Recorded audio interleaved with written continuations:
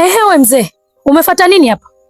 Emi, kwani umesahau kuwa marafiki wanaweza kuwa maadui na maadui wanaweza kuwa marafiki? Kwa hiyo nimekuja hapa kama rafiki na sio adui. Wewe na mimi tangia lini tukawa marafiki? Nadhani urafiki wetu utaanza leo. Naomba nisikilize tu. Nafahamu kuwa ulikuwa ukipambana kuhusu binti wa kiasili atoke kwenye kijiji hiki. Sasa leo mimi nakuunga mkono na nipo na wewe sambamba kuhakikisha binti wa asili anaondoka kwenye kijiji hiki, na akishaondoka yule pale nitapata chance ya kuweza kulipiza kisasi changu cha kumuondoa Loni katika dunia hii.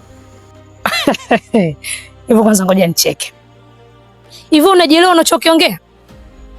Hivi ulishawahi kufikiria au kutathmini mimi kwa nini namchukia binti wa kiasili? Namchukia binti wa kiasili kwa ajili ya huyo Loni. Alafu eti na wewe unaleta ngoko zako, unaniambia una kisasi na Loni, unataka umuue Loni. Oya, nilishafanya machafu mengi, nilishaua watu kwa ajili ya huyo Loni. Kwa hiyo nachokushauri mzee wangu, achana na Loni. Maana kama akitoka binti wa kiasili, mimi nipo kwa niaba yake. Sijui umenielewa? Emi, kama nilivyokuambia, mimi na wewe tumekuwa marafiki sasa hivi, tushirikiane bwana. Lakini swala la Loni la kuweza kumuua lipo pale pale na hakuna kuzuia. Oya, nakukanya na nakupa onyo. Chunga hicho unachokiongea. Loni huwezi kumuua, na ukisubutu kumfanya chochote Loni, utajua upande wangu wa pili. Sijui umenielewa? Nisikilize Emi, nimekuja kama rafiki, lakini nitaondoka kama adui. Lakini swala langu lazima litimie.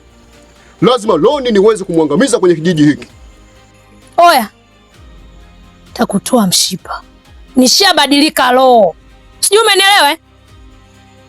Ukisubutu takukata mshipa na panga.